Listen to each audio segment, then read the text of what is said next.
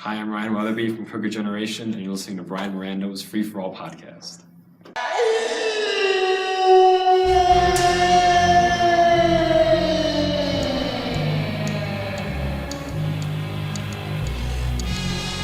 And in the death, as the last few corpses lay rotting on the slimy thoroughfare, the shutters lifted an inch in Temperance Building high on Poacher's Hill, and red, mutant eyes gazed down on Hunger City.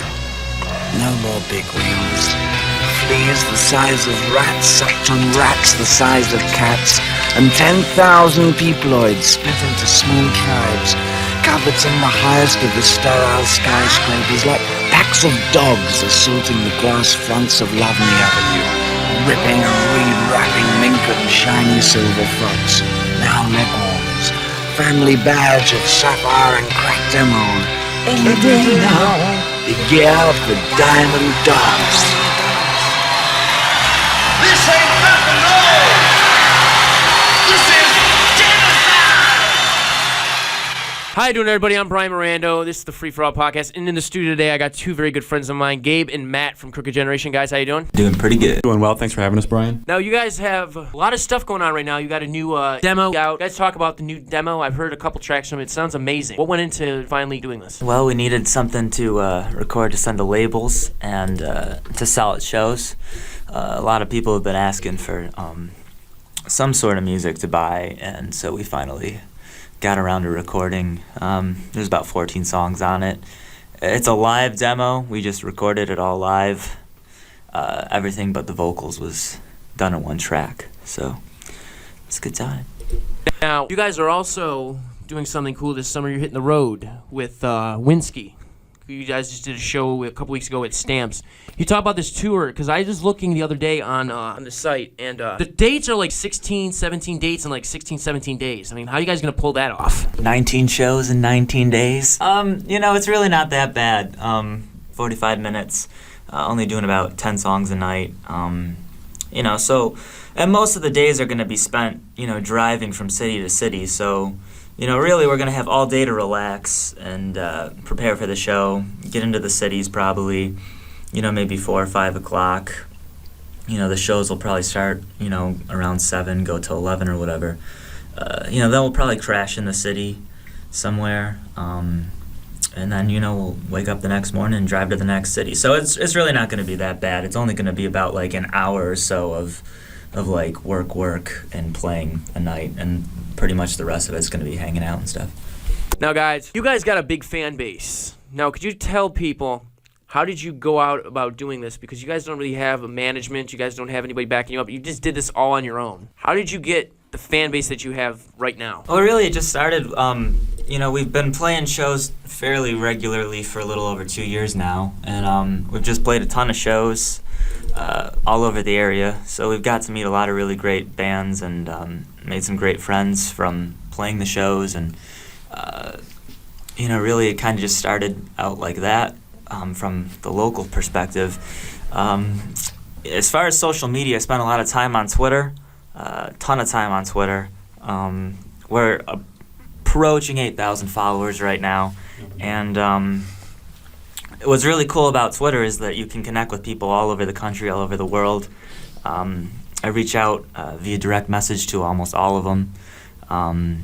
What's really cool, too, is that we've got a lot of followers in the cities that we're going on tour right now. So even though they've never seen us live yet, they've seen the YouTube videos, they've seen our photos from shows here. And so a lot of them are planning on coming out to the shows. And a couple photographers have reached out to us. They want to come photograph us on the road, as well as people who we aren't going on tour to those cities, but they'll reach out and say, hey, if you're ever coming to California, or hey, if you're up in Toronto or something and you guys do a show, let me know, because I'd definitely like to come check you guys out. So Twitter's been huge for us, on top of just really trying to build a following locally around here first, and then slowly but surely branch out. Now I want to get to Gabe, because Matt's doing all the talking. But now, Gabe, music really isn't your main line of focus, but how is it feeling being in a band that's going on the road, done a demo tape and everything like that? How has that been for you? somebody who's not really familiar with that world coming into something like this? I mean, it's been a ride. I mean, Matt asked me to join the band even though I didn't really have music experience. He said, we'll teach as we go along. You do what you do, find your own style on stage, perform like you perform, and we'll go from there. And I mean, it's not just, music is a big part of it, but, there's a lot of business and stuff that goes into it. You meet new people, you just make connections, you just have fun with it, and it's really just a learning experience, and, you just got to really grab life and go for it. You talk about, him asking you to join the band. How did this actually start, Crooked Generation? How did this all come together, and how did you guys form as a band? I wanted to do a band for a very long time. I've been in many bands before this one. None ever on the scale of what we've been doing with this one. After years of trying and being in bands and starting my own ones with other people, I decided that, Weatherby and I have been playing music for like 6 years together. So he was the first one I reached out to, and I said, you want to give this one last shot, kind of a thing, because, I was in between other bands, and he kind of really wasn't doing anything musically, so we kind of got back together after, about a year or so of not playing. We just started jamming, I got the supporting cast, and we all kind of just came together, and it was kind of a trial run that first year. We just played some shows. We didn't really know what was going to come out of it, but because there was such a warm reception to it, and we seemed to do pretty well, selling tickets, getting people out to the show, and I started a Twitter page and everything, and it's just kind of all been pretty smooth so far. So it kind of just started. We just wanted to try it out and see what was going to happen, and as we're going on, being a band for about 2.5 years or so, hopefully we can just continue doing what we're doing.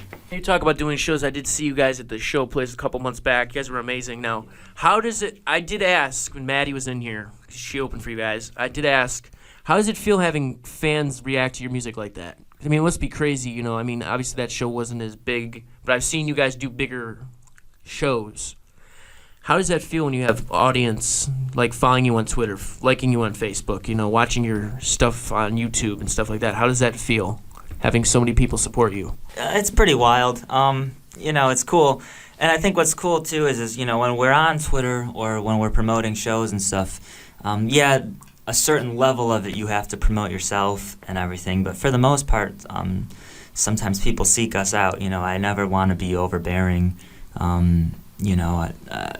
I try not to talk about the band too much. So I think what's kind of cool, especially on Twitter and stuff, is when people seek you out and they follow you, and then they seem, genuinely interested. Sometimes, other bands or whatever, they might, really push it. And, you might follow a band and you'll get 1,000 notifications from them, check out this, check out that. We really don't do that. It's just kind of like, thank you for, taking interest in us. And then if they, want to hear music or they want to hear our story or whatever, then we'll take the time and explain it then. But I kind of just let it happen. But yeah, it's great when people want to come out to shows and they're receptive. And our shows, we just want to have a good time and everything. Everyone's always welcome to our shows, no matter what, and we just hope that they have a good time and try to create a party atmosphere. And for a little bit of time, maybe hour and a half or whatever, for however long we play, that everyone kind of can just forget everything and come out with their friends and meet some new people. There's a lot of great people in this local scene, a lot of great bands and a lot of great concert goers. So it's great to spend time with them. And my favorite part about playing shows is, the actual set is great, but I think getting to meet people and talk to people after the show and making new friends is great. Gabe and I were just at a house show this past weekend, and the amount of people there that I got to meet and become friends with, and the love that was in the room and everything, and just people who genuinely care about music and want to support musicians, it was something pretty special to be a part of. Now back to Gabe. Now, he was talking about, the stage show and performing shows. You do something interesting, too. You go into the crowd during your set.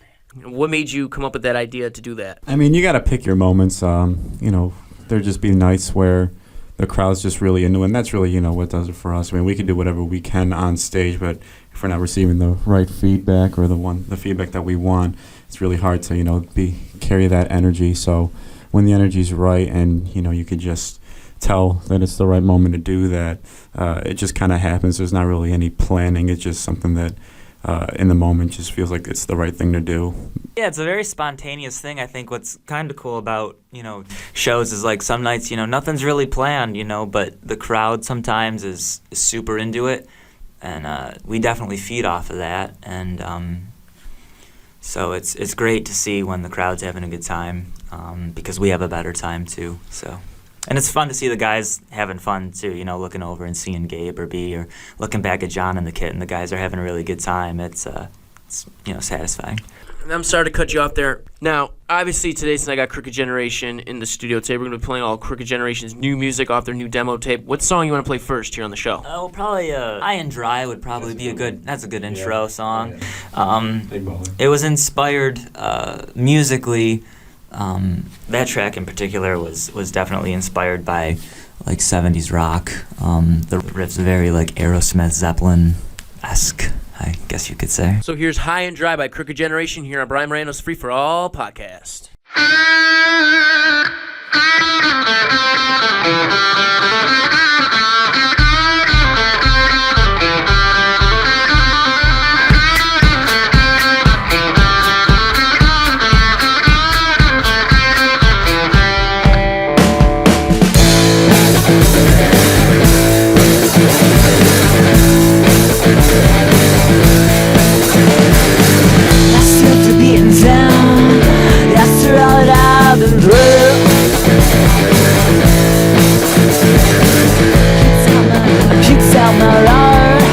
Because of you,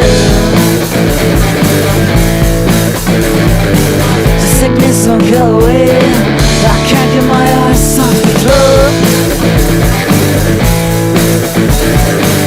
I never even saw you coming.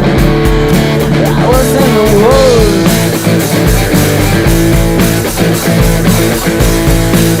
You left me high and dry again, oh Lord, now again, doing this time so loud. I'm so sick of it, I always say like this, I can't get off your floor.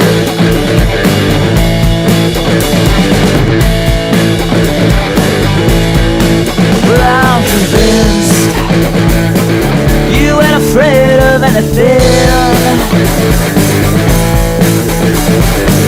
You're ready to take on whatever tomorrow brings.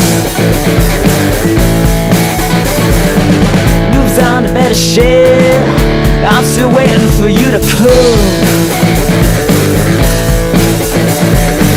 Well, I think I'm patient, everybody else just says I'm dope. So you left me right and dry again, oh Lord, now again, doing this sounds loud. I'm so sick of it, I always say like this, I can't get off your throat.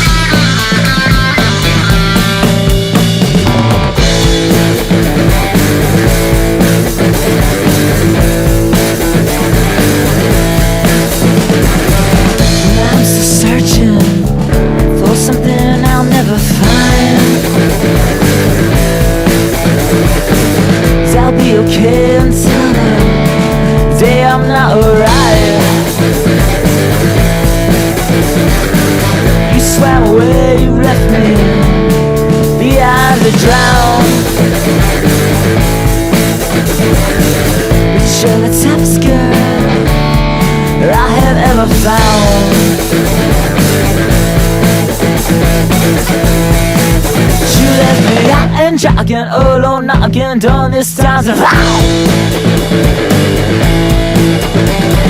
I'm so sick of it, always feel like this, I can't get off your throat.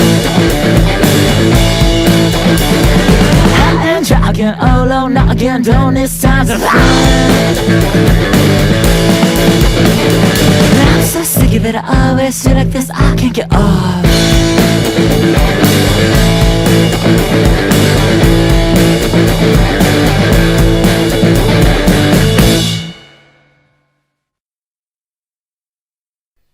That was High and Dry by Crooked Generation. I'm Bryan Mirando. This is the Free For All podcast. In the studio today, I have Crooked Generation. Now, before the break, you guys were talking about Aerosmith, Led Zeppelin. Besides those two bands, 'cause I know you guys are two huge Aerosmith fans. We've talked about it a lot.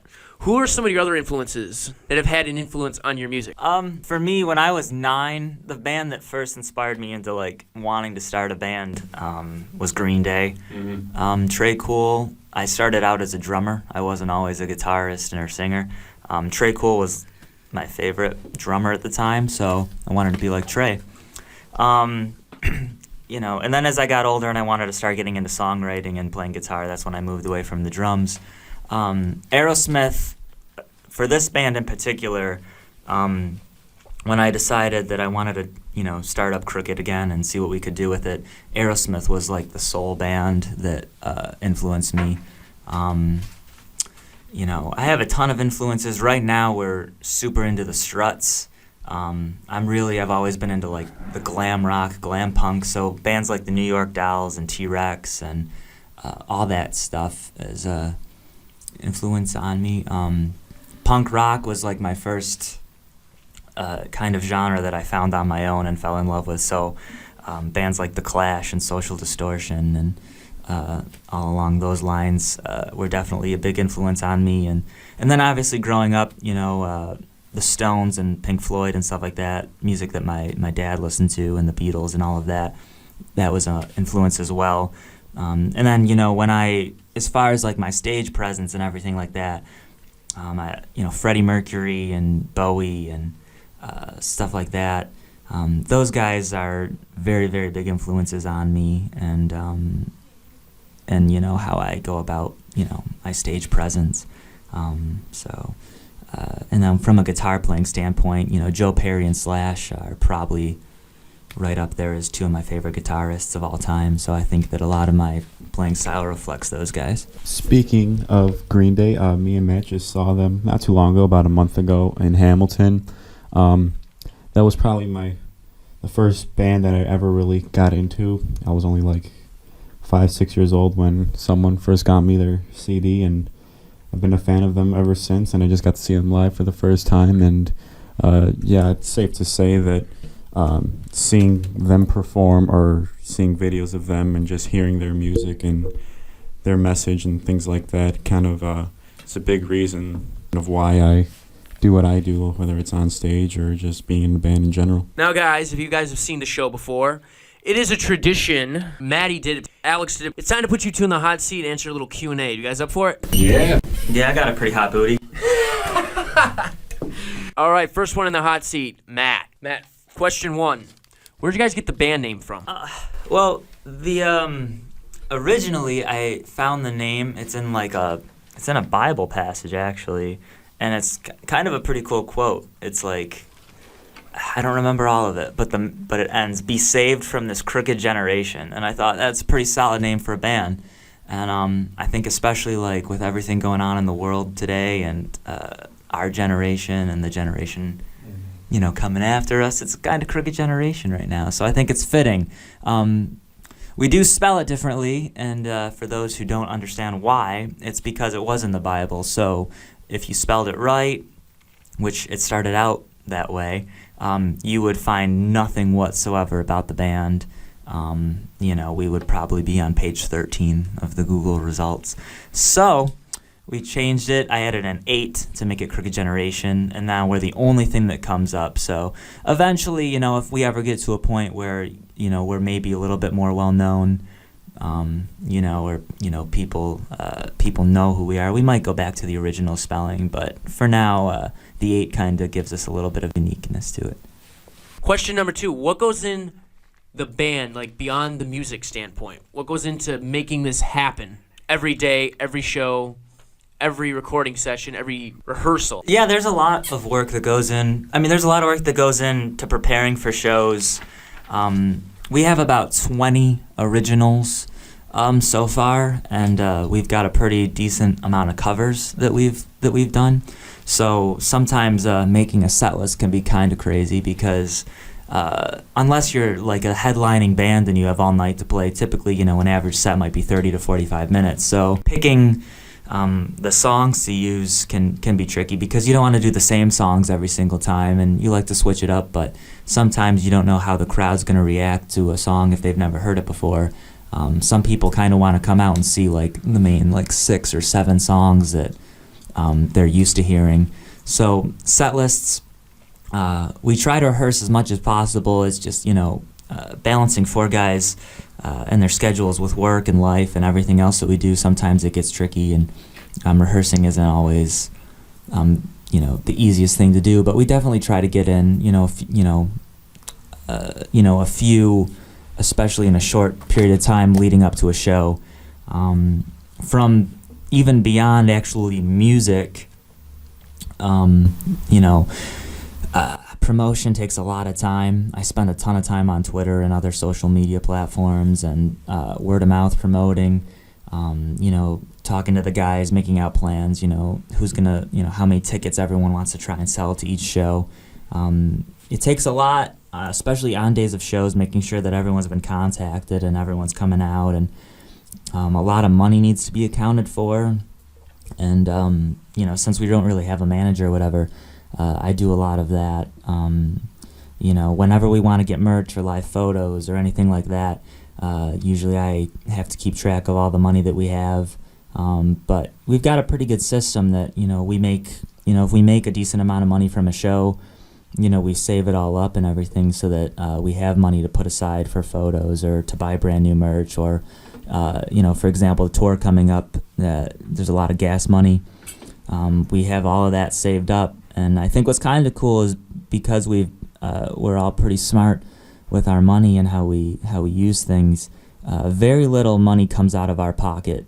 We just spent a couple $100 to record, and a pretty decent amount of money getting shirts and merch and everything. So the fact that we have it all saved up and that we've been able to make money from shows or previous merch to pay for new stuff, it's kind of satisfying seeing it all come together. Before we get to this next question, I have seen you guys in rehearsal. You guys are so tight. Most of these bands I've seen, rehearsing, they're arguing, they're fighting, they want to do it this way, they want to do it that way. You guys just seem like you guys just go for it. There's no bullshit in between here. You guys just go and play and get along. So that's cool. Last question for Matt. What are your goals for the summer after this tour? Got a pretty busy summer already. When we come back from tour, about 2 weeks or so after we get back, we're opening for Doyle from the Misfits at the Evening Star out in the Falls on, I think, the 29th of June or something around there. That's a pretty big deal. The Misfits are a band that I forgot to mention earlier, but they were one of my first favorite bands, especially in the punk genre, and they've always been kind of one of my favorites. So to be able to open for somebody who was in the band, that's a pretty cool thing. We're definitely, image is so important these days, so it's important to have a lot of different photos of the band, so we're definitely going to devote more time once the summertime happens and our schedules are a little bit more open. Definitely planning on doing a lot of photos. Meredith Snow is a local photographer. She comes to almost every show. She's done shoots with us before, absolutely incredible. So definitely going to try and do a shoot or two with her over the summertime because she's definitely our favorite photographer to work with. We've got some other great friends who are also photographers too. So Melissa Lemke and some of our other friends who are also getting... So definitely photos is going to be a big thing. We're also going to probably record again, but do a little bit more of a live... instead of a live demo, we actually go in and record track by track so that we can start sending out some stuff to record labels because we've formed a pretty decent, a pretty decent resume up to this point, and I think from headlining several venues locally and then going on a tour and playing, 18 shows, accompanying that with a really tight-sounding EP, bonus tracks on the live demo, a ton of photos. I think, we'll have a pretty decent shot at least breaking the surface and trying to get out there and find a small label to maybe start talking with. And then towards the end of July, we're going to be headlining Stamps again. We just played our first ever sold-out show there about a couple weeks ago, so it's going to be exciting to go back there, and we're going to be playing with a couple of our other best friends and local bands. We're going to ask them to play the show with us, so we got that to look forward to, July 22nd, and just really keep busy all summer and really make this push. Keep trying to build up a social media following, and hopefully by the fall have some really solid press kits ready to go. Okay. Thanks, Matt. Now it's time for Gabe to step into the hot seat. Top 3 favorite shows that you have done so far. Top 3 shows. October 9th, 2015 at the Waiting Rooms up there. That's probably number 3. Just good crowd atmosphere. It's just a fun show. Number 2, probably the Breckenwood show that we did back in October. It was just a great crowd. It was just great bands that played, and obviously Breckenwood, and just everyone else that came out to the show. It was just great atmosphere to be a part of. Great to play with those bands. And number 1 would probably be our most recent show, which was our headline at Stamps. It's always great to headline. Obviously, you get a longer set. Just all your friends and family.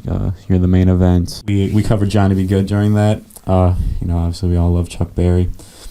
All right, we got to take a break now. I'm going to play another song off your guys' new demo tape. What song do you want me to play?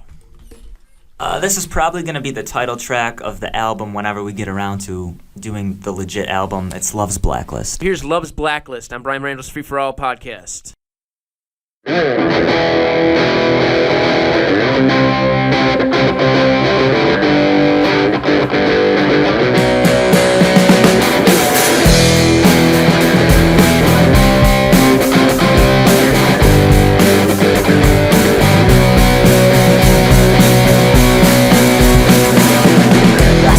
Dancer with the demons in the night, flashing up and on, she's like a broken streetlight. Oh, and I've got a feeling deep inside my blood. She's got a smile that's hot as hell and eyes as dark as mud. She says she's leaving, but she's going away. Wants to make it big in this world someday. But she don't want some bad boys from a band. I'm about to make her feel like nobody else can. Well, baby, I'm on Love's Blacklist, 'cause I like being hurt. I'm a dirty masochist. Rip out my heart, tell me down with shades. I know that something's about to drown me insane. I see her roaming streets in the dark, looking for somebody else so she can rip apart. She looks ready to kill, I'm just getting tired. No girl has ever, it's already on my mind. But she was one like I never ever had before. It was so hard not to stare as she walked right out my door.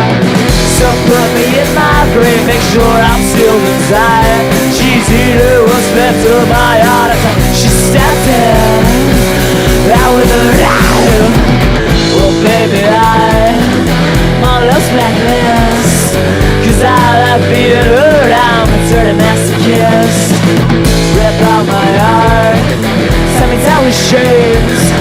I learned that something's about to drive me insane.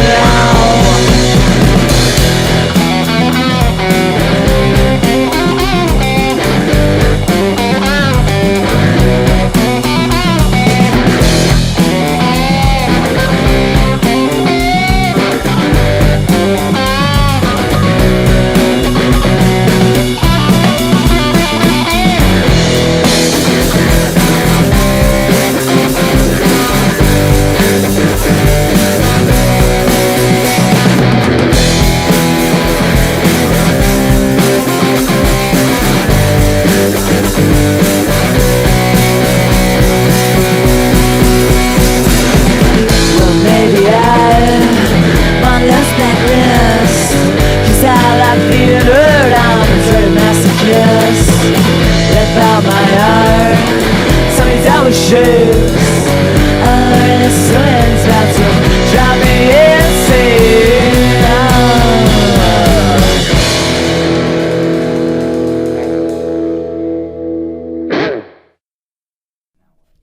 That was Love's Blacklist by Crooked Generation. I'm Bryan Mirando. This is the Free For All podcast. Now, before the break, you guys were talking about your new demo tape. Now, also talked about making a new record later on. Now, what makes this demo tape that I have here in my hand right now different from what you guys are going to do after? Well, for anyone who already has the demo or who might buy it or listen to it from the show, we wanted to go for like a really raw, kind of a raunchy kind of sound, kind of like the old records, like how back in the day when bands like Aerosmith and the Stones, they just all get together in a room and they'd just play together. So we kind of wanted something like that, and we're a pretty tight band as it is, so we felt confident. We actually recorded it in John's basement. Our buddy Nick and our buddy Steve helped out with the recording and mixed it down a little bit and everything, and they did an amazing job. But yeah, I mean, we just kind of wanted to go in and have some fun, and we were kind of just blasted through like 14 songs in about an hour or so. And then, just kind of, we left the mistakes and everything in there. We just kind of wanted to make it sound like a live album. And then I, did all the vocals on separate tracks later on in the evening. But yeah, we just wanted like kind of a, something, and just to get some kind of music out there. We've been a band for a while now, and we've tried to record previous times, and it, we either fell through or, we didn't have the resources. So this just seemed like a good opportunity and kind of a fun way to do it. Just so people who want the music can get it out there, and so we could start sharing it with people who want to hear it. Probably going to put it on SoundCloud and stuff like that. But as far as actually recording an EP, maybe in a studio or whatever, I think just so that the quality is a little bit better. Some of these songs did turn out really well, especially for being live. You might not even tell that they were recorded live, but I think that there will be a difference from, if we actually go in and do it in the studio, so that when we want to send out demos, or if we're trying to get on a small independent label or something like that, that we want to put our best foot forward and really sound as tight as possible. Now, are the songs going to be different from the demo, or are they going to be pretty much the same songs but like remastered, remixed? And the EP is probably going to be much shorter. There's 14 songs on this, and some of the songs we don't plan on putting on the first album. They'll probably go on like the second album. We have 20 or so originals at this point, so we're approaching enough material for 2 full records. So we're probably gonna pick like maybe the best 5 or 7 songs that we want to put on the first record. A lot of our songs are somewhat unique. Some of them have kind of a funk kind of a vibe to them. There's one song that's more slow on the ballad side. A couple of them kind of really have like a raw punk sound to them. Some of them are a little bit more on the pop aspect of things, and then some of them are just rock and roll. There's one song that's super duper influenced by Aerosmith, so that's definitely going to go on there. And so just a little bit a taste of everything. So we're going to try and have a variety, but for an EP or whatever, typically it's only about 5 songs or so. Now, this show's just about wrapping up. Before you go, I wanted to ask you something. Merchandising. I know I've seen you at the shows before. You're selling your merchandise, your T-shirts, the bracelets and everything. How do people get the shirts and the bracelets? You could hit us up on Twitter. We don't really use Facebook, but if you messaged us on Facebook, we'd respond to it. But typically we just sell them, from shows. One of the cool things, we do have bracelets, and one thing I like to do is if people are on Twitter and they really take an interest in the band and they seem, genuine about wanting to know more about us, and they take the time to message us and have a conversation with us, I ask for their address or whatever, and I handwrite them a letter and I send them out a bracelet. So that's really cool because of Twitter and bracelets and the wonderful U.S. Post Service, we have merchandise in about at least 20 states right now, and we've never even played a show out of the state yet. So that's kind of cool, to have, someone in California or Arizona or North Dakota wearing our bracelet, or a ton of people down in Florida and Michigan and all over the place. It's a really cool thing. in addition to bracelets, we have some t-shirts. We just sold out of our original t-shirts. We made about 50 of the originals, and those are all gone. We just ordered some brand new ones to take on tour with us. We ordered a bunch of new bracelets to take on tour. And, you know, once we get back from tour and I assess everything and our finances and everything, we'll probably definitely going to look into getting some more merchandise, maybe some stickers, buttons, and maybe a couple different designs on t-shirts as well. All right, guys, before you go, anything else you guys want to say to the fans or anything else? Yeah, thanks for having us on, Bryan. It's been a blast. We'll have to do it again sometime. And, to anyone who has heard of us or who's going to get into listening to us from this, we hope you like it. And, we really do appreciate the support. And as much as it's cool to, sell the merchandise and sell the tickets and whatever, it really is just cool to see the support and getting to meet people and talk to people and, make some sort of a difference by playing music is kind of the main goal of this band. And, stay crooked, Like Matt said, thanks, Bryan. Thanks for having us on here. Glad to do it again if you ever want us to. This was fun.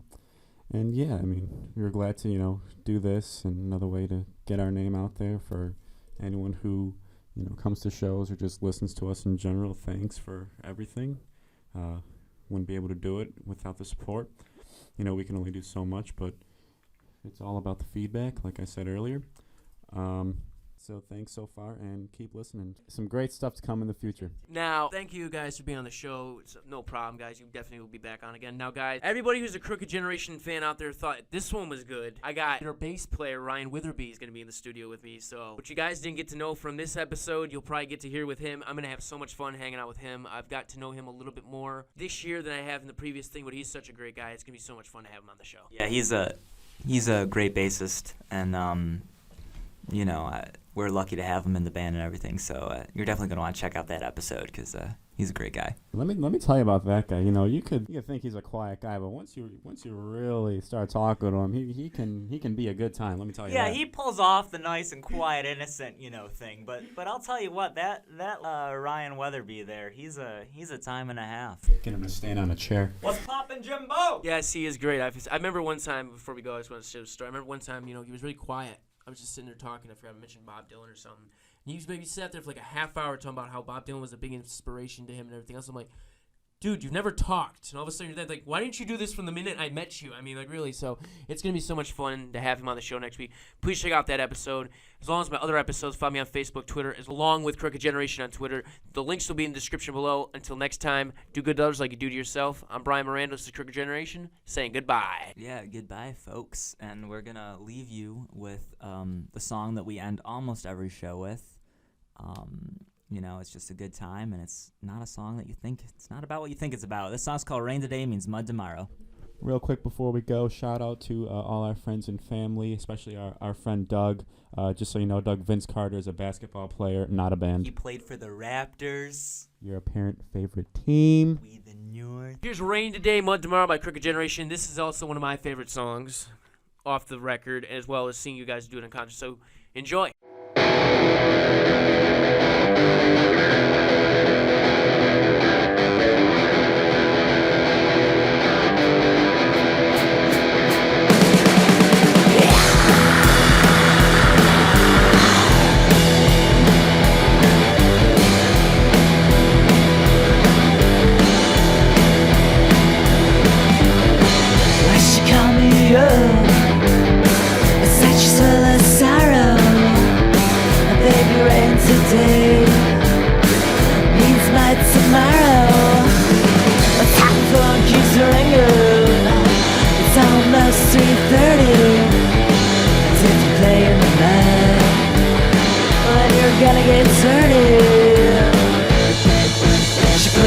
Against the wall.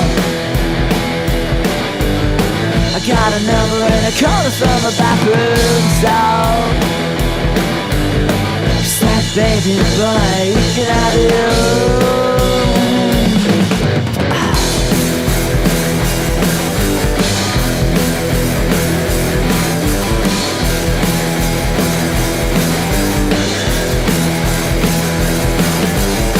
You could come over here. The Rolling Stones, and I'll be Motley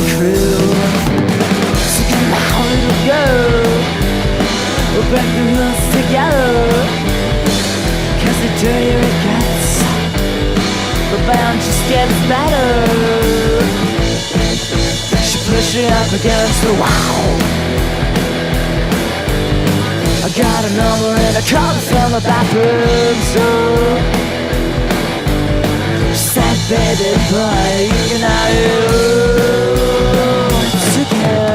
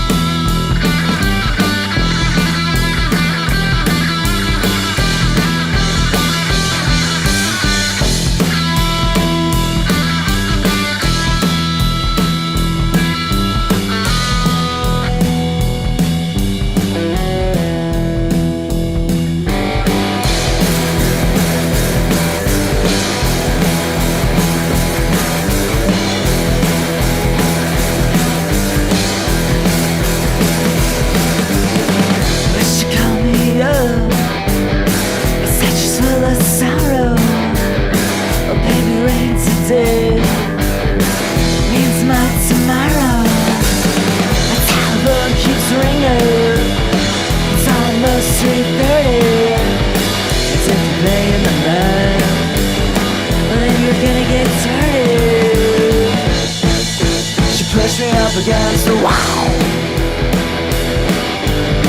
I got a number and I called her from the bathroom store. She said, baby boy, you can have it